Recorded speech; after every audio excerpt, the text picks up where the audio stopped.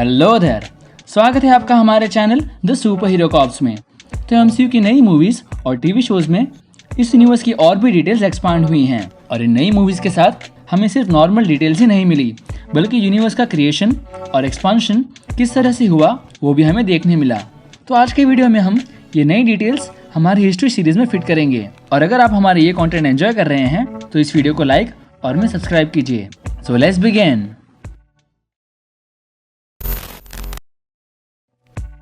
तो 6 सिंगुलरिटीज के एग्जिस्टेंस से पहले और यूनिवर्स के एग्जिस्टेंस से भी पहले सेलेस्टियल नाम की एक रेस आई। तो ये एक पावरफुल बीइंग की रेस थी जो लाइफ को एक्सपांड करने में मानते थे, इसीलिए वो पूरे के पूरे यूनिवर्स क्रिएट करते हैं और वो अपने जैसे और सेलेस्टियल बनाने के लिए एक प्लैनेट में एक सेलेस्टियल सीड बोते थे और वो सीड उस प्लैनेट की इंटेलिजेंट लाइफ की एनर्जी अब्जॉर्ब करके इमर्ज होता है। इन सेलेस्टियल का प्राइम सेलेस्टियल था एरिशम द जज और उसने अर्थ में एक सेलेस्टियल सीड डाला जिसमें से करोड़ों सालों बाद टियामेट नाम का सेलेस्टियल इमर्ज हुआ। पर टियामेट को इमर्ज होने के लिए अर्थ पर इंटेलिजेंस लाइफ इवॉल्व होनी चाहिए थी, पर प्रेडेटर्स की वजह से ये चीज नहीं हो पा रही थी। इसीलिए एरिशम डिविएंट्स बनाता है जो इन प्रेडेटर्स को खत्म करे और ह्यूमन लाइफ इवॉल्व हो पाए। पर डिविएंट्स उसके कंट्रोल से बाहर हो जाते हैं और खुद के हिसाब से इवॉल्व होते हैं और वो खुद ही प्रेडेटर्स बन जाते हैं। तो उन्हें खत्म करने के लिए एरिशम वर्ल्ड फोर्ज में इटर्नल्स क्रिएट करता है। ये एक तरह के परफेक्ट इमॉर्टल बीइंग्स थे जो कभी इवॉल्व नहीं हो सकते। ये 10 इटर्नल्स थे: एजैक, सर्सी, इक्रिस, किंगो, गिलगमिश, फास्टोस, थीना, स्प्राइट, मकारी और ड्रूइग। और एजैक प्राइम इटर्नल थी, यानी कि उनके लीडर। एरिशम हर एक इमरजेंसी के बाद इटर्नल्स की मेमोरी रीसेट कर देता है। एरिशम इटर्नल्स को अर्थ पर ह्यूमन सिविलाइजेशन को डिविएंट से बचाने भेजता है, पर वो उन्हें आपस की कॉन्फ्लिक्ट्स और वॉर्स में इंटरफियर करने के लिए मना करता है और सालों तक इटर्नल्स यही करते हैं। करंट टाइम से हजारों सालों पहले टालो नाम की एक जगह थी।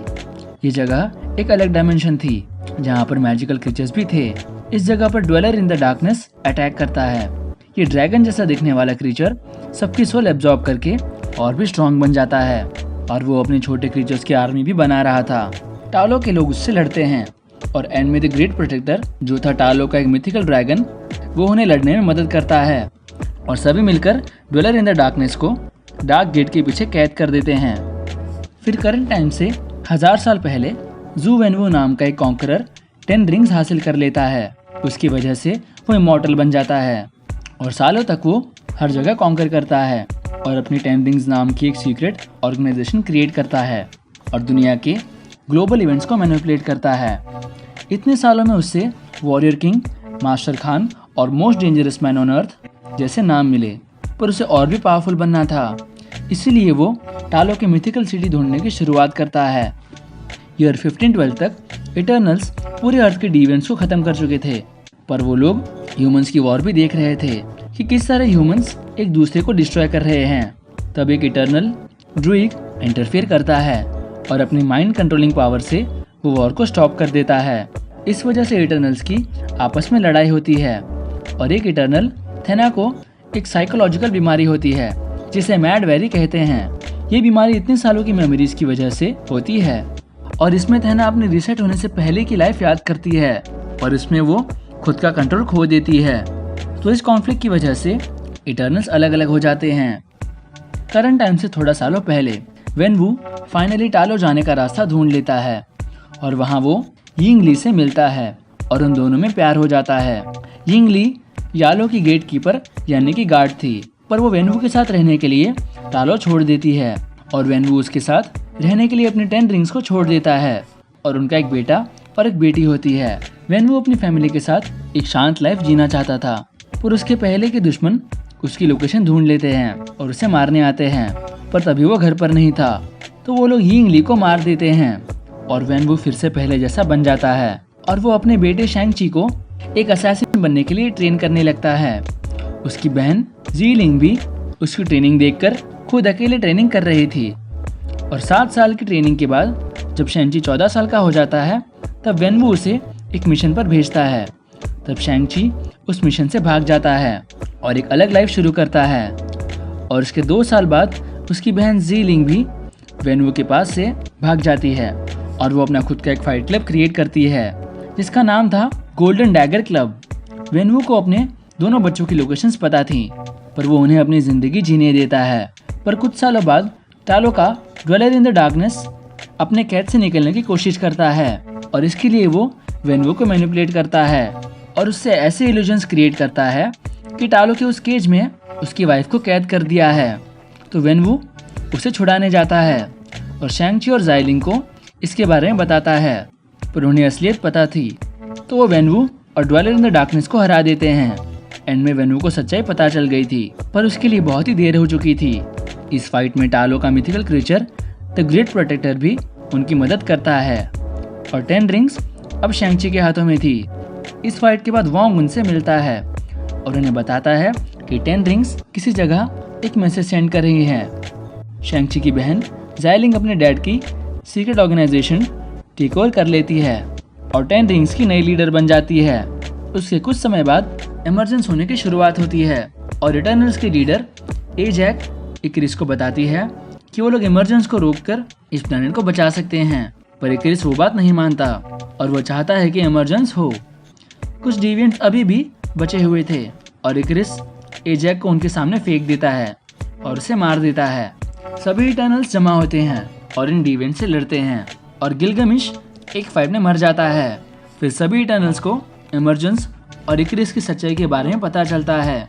इकरिस और स्प्राइट इमरजेंस करना चाहते थे, पर बाकी इटर्नल्स उसे रोकना चाहते थे और वो लोग कामयाब रहते हैं और एक यूनिमाइंड क्रिएट करके वो लोग इमरजेंस रोक देते हैं। इस यूनिमाइंड से सभी इटर्नल्स तियामत के साथ भी कनेक्ट होते हैं। उसमें से एक इटर्नल स्प्राइट को ह्यूमन बनना था और सर्सी के पास यूनिमाइंड की वजह से थोड़ी एनर्जी बच गई थी, तो वो स्प्राइट को ह्यूमन बना देती है। एरिशम को पता चलता है कि इटर्नल्स ने इमरजेंस रोक दिया है, तो वो सर्सी, किंगो और फेस्टोस को अपने सामने बुलाता है और उनसे कहता है कि वो देखेंगे कि इस प्लेनेट के लोग बचाने के लायक हैं या नहीं। उसके बाद सर्सी का बॉयफ्रेंड डेन विटमैन अपनी फैमिली स्वॉर्ड लेने जाता है और तभी उसके पीछे से एक आवाज़ आती है जो मोस्ट प्रोबेबली ब्लेड की है।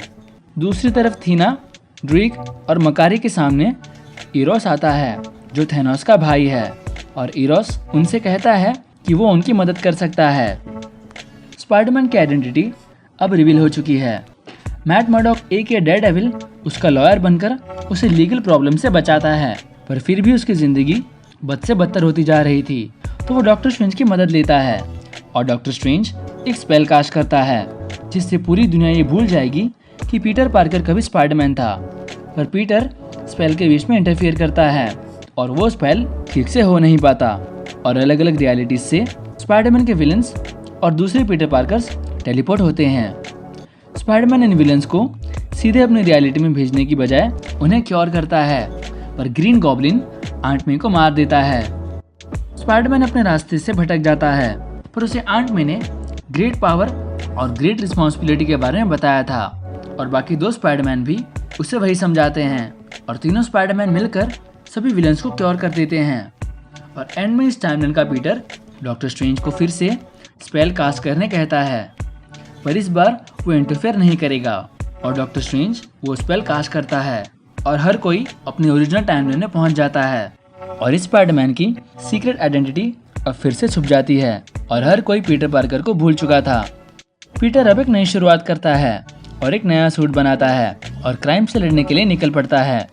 इस समय यानी कि 2024 के क्रिसमस के दौरान हॉकाय और केट बिशप मिलते हैं और वो दोनों ट्रैक सूट माफिया गैंग से लड़ते हैं। उनकी लीडर माया लोपेस एके एको थी और उनका बॉस किंगपिन था जो उसे मैनिपुलेट कर रहा था।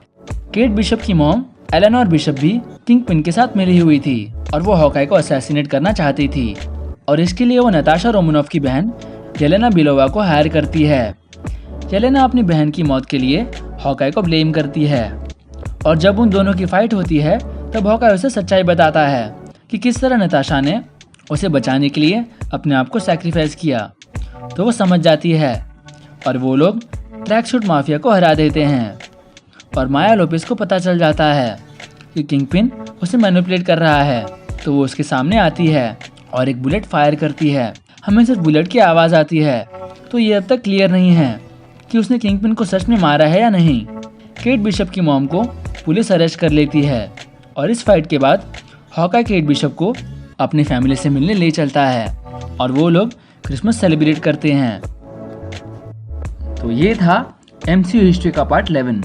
नेक्स्ट पार्ट में हम नई मूवीज और नए शोज कवर करेंगे। तो हिस्ट्री के पार्ट 12 से अगर आप नोटिफाई रहना चाहते हो तो नोटिफिकेशन बेल ऑन करें और कमेंट करें कि हिस्ट्री के इस पार्ट में आपका सबसे फेवरेट मोमेंट कौन सा रहा, और इस वीडियो को लाइक करें। और अगर आप सुपर हीरो मीम्स और सुपर हीरो रिलेटेड और भी कंटेंट पसंद करते हैं तो आप हमें इंस्टाग्राम और फेसबुक पर भी फॉलो कर सकते हैं। तो ये तीनों चीज़ें करना ना भूलें। This is super hero cops and thanks for watching.